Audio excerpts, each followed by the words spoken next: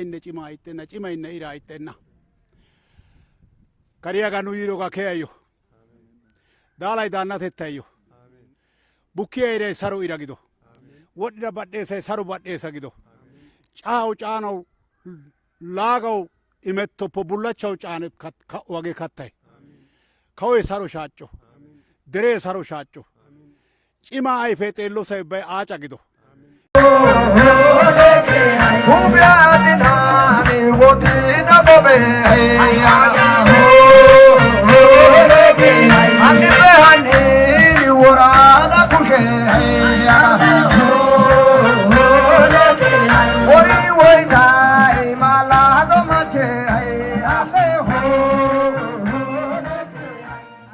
አንድነት መተሳሰብና መቻቻልን መዳመጥንና መግባባትን መገነባባትንና ይቅርባይነትን መተጋገዝንና ተያይዞ ማደግን በማጎልበት ልማት እንዲፋጠን ጉልህ ሚና ይጫወታል። የሀገራችን ሉዓላዊነትና ነጻነትን ጨምሮ የታላቁ ህዳሴ ግድባችን እና ሌሎች ሀገራዊ ፋይዳ ያላቸው ታላላቅ ሜጋ ፕሮጀክቶች ግንባታቸው የተገባደደው በህዝቦቻችን ህብር ተሳትፎ ነበር።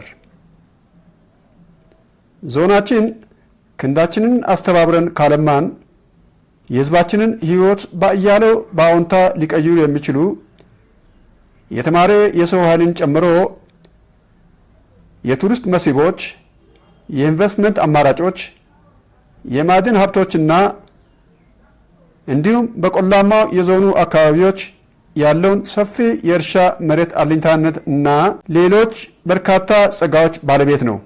ተመልካቾቻችን በዚህ ዝግጅታችን አንድነት በወላይታ እድገት ልማትና ሰላም ላይ ያበረከተውን እና በቀጣም ሊያበረክት የሚችለውን ጉልህ አስተዋጽኦች በተመለከተ ከወላይታ የሀገር ሽማግሌዎች ጋር ያደረግነውን ቆይታ እናቀርብላችኋለን። ወላይታን ጭማይ badheesa qaattenna yuuyiri deriya xeellees miizaa heemmees ooyettidaagaa sigettees afalaa hashiyaara aatti maayidi wolayttan wogay kase deriya kushiyan aqis kawoy wolayttappe wogaa wotti ekkibeenna wolaytti wogan baderiya wolaytta asay ayssiis woziri kawuwa kawoyis aginaa qoodidi qamman gakkees giyaa qoodidi layttaa wurssees wolayttayyo de'iya wogay hegaa wolayttan guuttaa yelagay guuttaa cimaa kariyadan hanno wodee dees yaatin bochchoppite metoy gayttin bochchoppite buraaqanne magaayanne aqidi koyana gin magaaya paraa heemmokko giidi issi sintta otorettidi cimaa oduwa kallennan ixxin paray xayin metoy gakkis cimay coo gin metoy gakkin buraaqanne magaayanne omarssi koyana gin buraaqi deriya bolla kiyidi awaajjin cimay gutaraa oyqqin መቶይ ጉተራፕ ወዲስ እንግዲህ የኛ አንድነት ለልማት ግንባር ነው። የኛ አንድነት ደግሞ አገርን ለማሳደግ ከፍተኛ ከፍታ አለው፣ ጥቅም አለው። የወጣቱ ትውልድ ወደ ስራ የሚገባበትን ወደ ልማት የሚገባበትን በአንድነት ተሳስረን ተባብረን ከሰራን ደግሞ የተለወጠችና ያደገች ወላይታን ለማግኘት ምቹ ሁኔታ ለመፍጠርና ለመምከር ነው የተሰባሰብነው። ይሄ ደግሞ ወደፊት ዛሬ ውሎ አድሮ ቀጠሮ ተሰጥቶ የሚሆን ሳይሆን እያንዳንዱ በቤቱ በአካባቢው በእድሩ ጅምር ከቤተሰብ አልፎ ወደ እድር ከእድርም ወደ መንደር ከመንደርም ወደ ቀበሌ ከፍ እያለ የአንድነት ስራ የልማት ስራ አብረን ተጋግዘን ከሄድን ከመንግስት ብዙም ላንጠብቅ እንችላለን። መንግስት በራሱ የራሱን የያዘውን እቅድ ያሳካል። አገር ሰላም ከሆነ ኢትዮጵያ ሰላም ከሆነች ወላይታን ደግሞ እኛ ሰላም አድርገን መክረን ዘክረን ከሄድን ደግሞ የራሳችን ልማት በራሳችን ብዙ መሄድ እንችላለን መንግስትን ሳንጠብቅ። ስለዚህ የአንድነት ጉዳይን የአብሮነት ጉዳይን የሰላምን ጉዳይ ቀዳሚ አድርገን አንዳንድ ትንሽ ጥፋቶች ወጣቶች መካከል የሚፈጠሩ ቢሆኑም መክረን እነሱም ተመልሶ በተማሩበት ሙያ ሳይመርጡ ዛሬ ሁሉም ወንበር ፈልጎ አይቻልም። ስለዚህ በሰለጠነበት ሙያ በመንደሩም እየሰራ ቅድም አባቶች ብለዋል፣ በአረም በኩትኳቶ በእርሻ እያገዙ ከሄዱ እየለማን እንሄዳለን። ወላይታዎች በልዩነት አብሮነት ምን እንደሆነ የገባው ህብረተሰብ ነው። ለዚህ ትንንሽ እንትኖች መጥቀስ ይቻላል። እርሻ ሲያርስ በጋራ ነው። ለዛ በደረጃው ሀሸቶ እስከሚለው እስከ ደቦ ድረስ በየጊዜው በተደራጀ መልኩ ከ3 ሰው 5-6 ሰው እያለ በመቶዎቹ እርሻውን ያርሳል፣ ያጭዳል፣ ይወቅታል። በተለይ የወላይታ እንግዲህ ቤቶች ለየት ያሉ ነው። እነዚህ ባህላዊ ቤቶች እነዚህ በአንድ ሰው ሊሰሩ የሚችሉ በዘመኑ በአንድ አናጺ የፈለገውን አይነት ኢንጂነሪንግ የተማረው የወላይታን ቤት ብቻው መስራት አይችልም። ግን የተለያየ ሙያ የተለያየ ክህሎት ያላቸው በአካባቢው ያሉ ህብረተሰቦች አንደኛ ማቴሪያሉን በማዋጣት በሚያስፈልገው ሆታ ጎዳ ጉጀና የሚለው ነገር አለ። ያንን በማበር ለዛንዲዶ ለሚያስፈልገው ለቤቱ ስራ የሚያስፈልገው በጋራ ያለ ክፍያ አዋጦ የፈለገውን ቤት ከጉላንታ ጀምሮ እስከ ቡራሪያ ሰርቶ በየደረጃው ያለው እንደ ሰውየው አቅም ሰርቶ የሚያስረክብ ህብረተሰብ ነው። ስለዚህ በአብሮነት ዙሪያ ላይ ከለቅሶ ጀምሮ ከሰርግ ጀምሮ ከእርሻ ጀምሮ ከተለያዩ ማህበራዊ ህብረት ላይ በጣም የገባው ተረዳቶ የሚኖር ህዝብ ነው። የህዝብን እንዴት ማበልጸግ እንደሚቻል፣ እንዴት ማረጋጋት እንደሚቻል፣ ሰላም እንዴት ማውረድ እንደሚቻል ወንድም ከወንድሙ ጋር፣ ባል ከሚስቱ ጋር፣ ብሔር ብሔረሰቡ ጋር በአገር ደረጃ ተምሳሌት ሆኖ ለሀገሪቱ ሰላም ማስፈን የሚችል በፍቅርነትና አንድነት ሊገልጽ የሚችል ህብረተሰብ ስለሆነ ለአባቶቻችን ለልጆቻችን ወርሶ መጥቶ በበቂ ደረጃ ተረድቶ አገሪቱን ተምሳሌት አካባቢ ልናደርግ የምንችልበት ብዙ የተመቻቹ ነገሮች አሉና ለሀገራችን ሰላም ይውረድ፣ አንድነት ፍቅር ለልጆቻችን ይምጣ።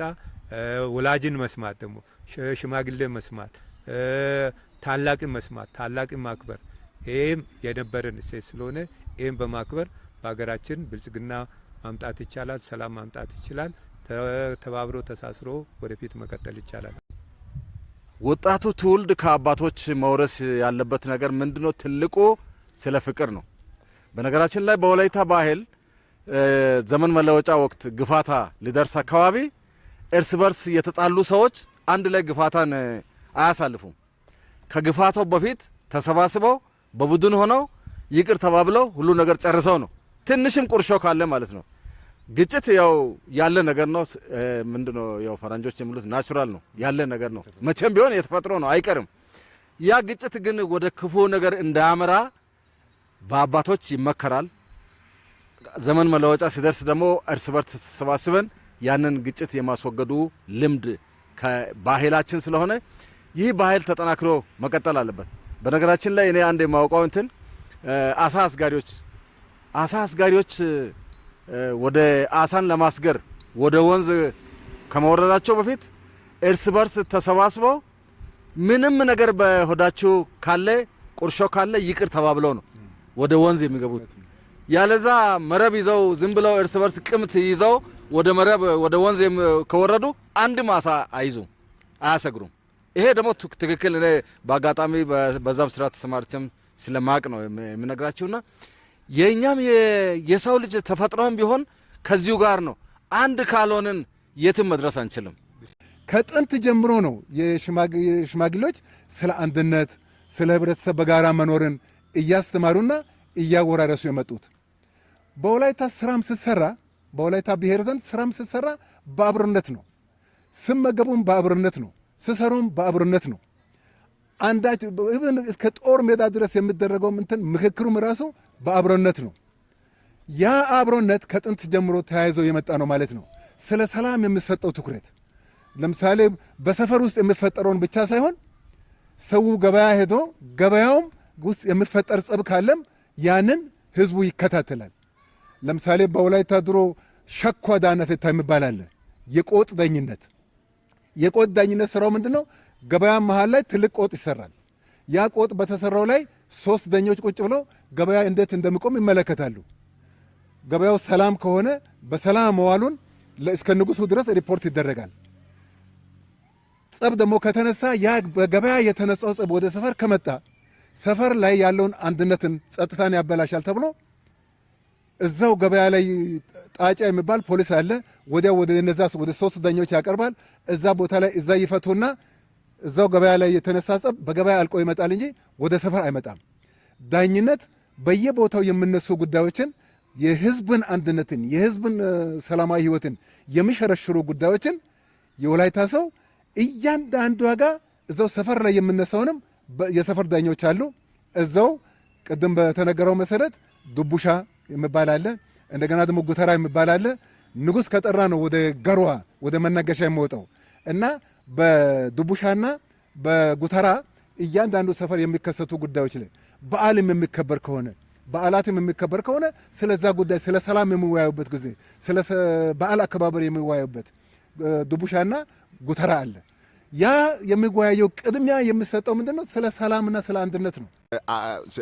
ወንዶች ብቻ አይደሉም በአንድነት የሚሄዱ ሴቶችም የቅቤ እቁብ ሁሉ ያደርጋሉ። ያ ማለት አንድነቱን በየአካባቢያቸው አንድነትን ለማጠናከር ነው።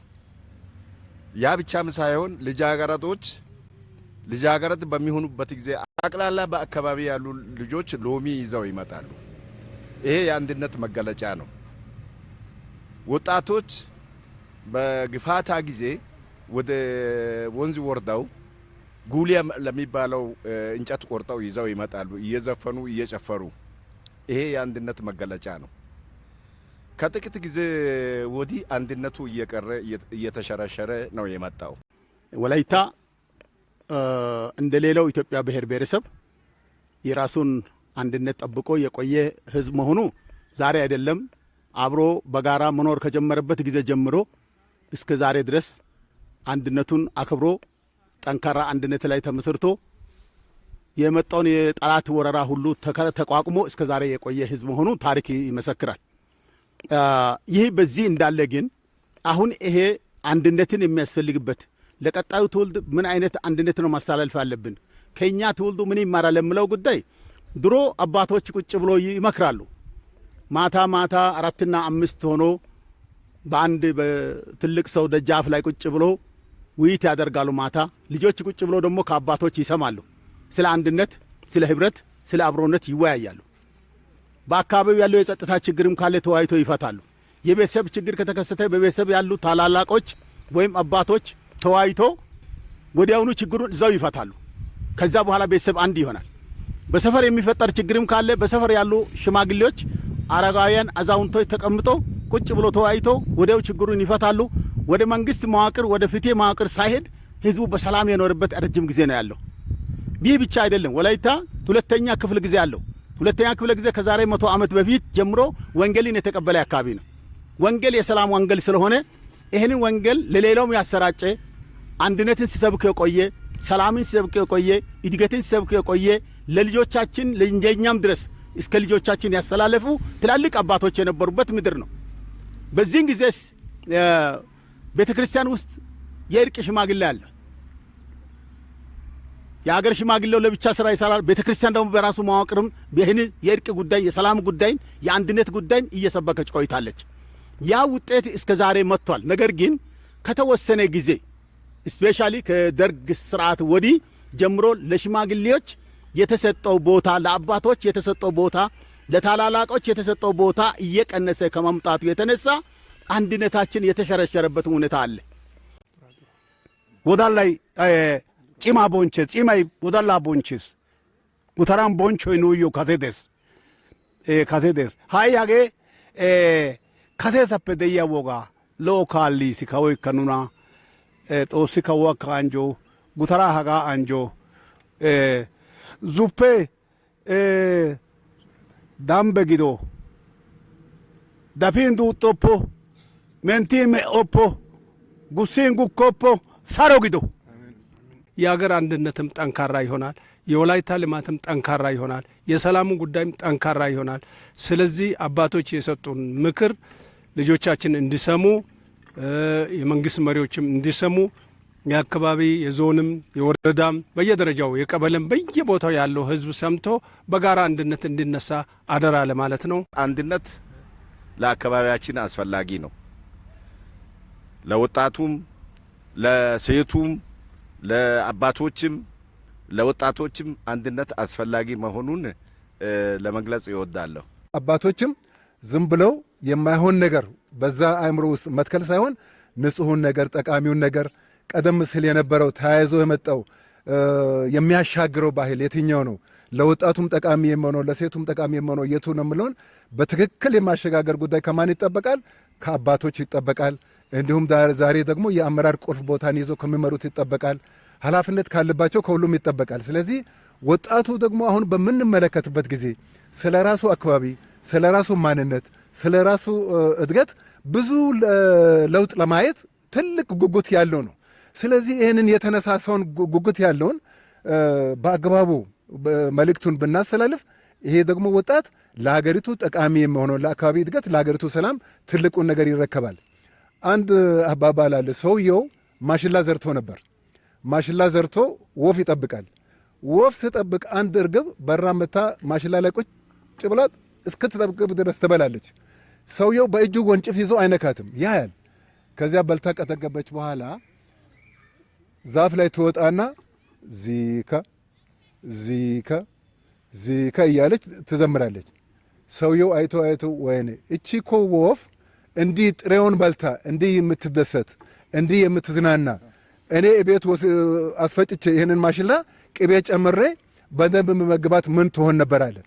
እኛ አሁን እውነት ነው እንዲህ ለተዘጋጀው ወጣት ጥሩ ነገርን አዘጋጅተን ለነሱ ብንመግብ የበለጠውን ለሀገር ልማት ለሀገር እድገት ለምንለው ሁሉ ትልቅ ቦታ ይሰጣልና ወጣቱ የተዘጋጀ ነው። እኛ በየቦታው የምናያቸው ወጣቶች የወላይታ ወጣቶች የተዘጋጁ ናቸው። ስለዚህ ለነዚህ ጥሩ ነገርን የማቅረብ ከኛ ይጠበቃል። ይሄ ወጣት ከአባቶች ሲሪየስሊ መማር ያለበት ነገር ቢኖር እኛ ልጅ ሆነን ትምህርት ቤት ስንሄድ እንደ ዛሬው መንገድ በየቦታው ባልተከፈተበት ጊዜ ወደ ሆስፒታል ልትወልድ የምትሄድ የታመመ ሰው የሰፈሩ ሰው ተሸክሞ ይነሳል። የሰፈሩ ሰው ብቻቸውን ተሸክሞ ያን ሩቅ መንገድ ሆስፒታል እንደማያደርሱ ያውቃሉ። ግን በጭንቅላታቸው ተማምነው የተነሱበት የህብረተሰቡ ቆንጆ ባህል አላቸው። ለምን መንገደኛው ይረዳናል ብሎ ተነስቶ ተሸክሞ ይወጣሉ። 4-5 ሰው በወሳንሳ ይዞ በሚሄዱበት ሰዓት ላይ እኔ ነኝ ያለ ደጁ የቆመ ይሁን መንገድ ላይ የሚመጣው ሰው ያንን የተሸከሙትን ከጫንቃቸው ወስዶ የተወሰነ 20 ሜትር 100 ሜትር ይረዳና ጦስማሮ እግዚአብሔር ይርዳችሁ ብሎ ይመለሳል። ሌላ ሰው መቀበሉን አይቶ ነው። እሱም የአካባቢው ሰው እየተሸኘ ሳይጠራው እርዳኝ አግዘኝ ሳይል ህብረተሰቡ ተሸክሞ ሆስፒታል ያደርሳል። ተሸክሞ ሌላ ቦታ በሚፈለገው ቦታ ሰውን ተሸክሞ ያደርሳል። እንዲህ አይነት ቆንጆ ባህል መረዳዳት ባህል ዛሬ ወጣቱ አሁን መንገድ ላይ ሰው ተሸክሞ የሚሄደውን እያዩ ዝም ብሎ የሚያልፉበት አለ። ያ ሰው ብሔረሰቡ አይጠየቅ፣ ጎሳው አይጠየቅ፣ ሰፈሩ አይጠየቅ። መንገድ ላይ ያጋጥምክ አይን ይየው እንጂ አግዞ የተወሰነ ቦታ ረድቶ ደግፎ የሚመለስበት ባህል በዛሬው ወጣት እየተጠቀሙ አይደሉም። ሌላው ማሳው ላይ አይሊድ ምልት እንትን እያለ እየቆፈረ ያለ ሰው እያጨደ ያለ ሰው እየወቀጠ ያለው ሰው ዝም ብሎ ከመንገድ የሚያልፈው ሰው ዝም ብሎ አያልፍም። በቃ ምንድነው ምሉት እብን ሲደባደቡ ወረታን ጡንዱ ቆይ ከማዶ ይላሉ። ስለዚህ ሲደባደብ ዝም ብሎ አዩ እንትን አድርጎ አስታርቆ አለያይቶ እንዳይጎዳዱ ፈቶ ነው የሚሄደው። ያንን የሚቆፍረው የተወሰነ ነገር ቆፍሮ ግደና ብሎ ይሄድን የመንግስት ስራው ይሁን የግሉ ስራ ይሁን። ዛሬ ግን ወጣቱ አባቱን እየረዳ አይደለም። ዛሬ ድህነቱ ራቡ ራሱ የመጣው ማሳው ዛሬ ይሄ ኩትኳቶ ሰዓት ነው ስናይ ወጣቱ እዚህ ሞልቷል። ግን አንድ ጥኬ የያዘው አይል የያዘ ወጣት አይታይም። አባት ግን በራሱ አቅም በሌለው በእርጅና በጉልበቱ ይህን ማሳ ላይ ሲንገላትት ታያለ። መሶብ ላይ ግን እጁን ይሰዳል። አብሮ ለመብላት ምንም ግብዣ አይጠይቅም። ወላይታ አብሮ በመብላት የታወቀ ነው። በመሶብ ነው የሚበላው። መሶብ ላይ ማንም እጁን ይሰዳል። መንገደኛውም ቤት ያለው ግን እርሻ ላይ ኩትኳቶ ላይ የቤት ስራ ላይ በተለያዩ የመተጋገዝ ባህል የነበረው እየቀዘቀዘ ስለሄደ ወጣቱ ይህን አባቱን እንኳን ከመርዳት መነሳት አለበት። አንድነት የወላይታ ሕዝብ ከጥንት ጀምሮ የዕለት ተዕለት እና ዘላቂ ፍላጎቶችን ለማሟላት የሚጠቀምበት መስተጋብር መሆኑን የወላይታ የአገር ሽማግሌዎች ይገልጻሉ። አበው ሲተርቱ ዛላይ ዛኢኒ ማታይ ሞኬስ እንዲሉ በልማት ጉዳይ በአንድ ልብ ካልተንቀሳቀስን የጋራ ጥላቻችን የሆነውን ድህነት ማሸነፍ አንችልምና ለሕዝባችን ተጠቃሚነት ቀልባችንን፣ ጉልበታችንን፣ ገንዘባችንን፣ ክህሎታችንንና እውቀታችንን ማስተባበር ያስፈልጋል። ወጣቱ ትውልድ የሰላምና የአብሮነት እሴቶችን ተንከባክቦ ቀጣይ እንዲያደርግ ከቤተሰብ ጀምሮ በልዩ ልዩ አደረጃጀቶች ማስተማር ተገቢ ነው። ጸጋዎቻችንን በሙላት በማልማት እያደገ የመጣውን የሕዝባችንን ቁሳዊና መንፈሳዊ ፍላጎት ለማሟላት አቅማችንን በላቀ ተነሳሽነት ማስተባበር ይጠበቅብናል በማለት የዛሬውን ዝግጅታችን እየቋጨን በሌላ ዝግጅት እስክንገናኝ ደህና ቆዩልን። ሰላም።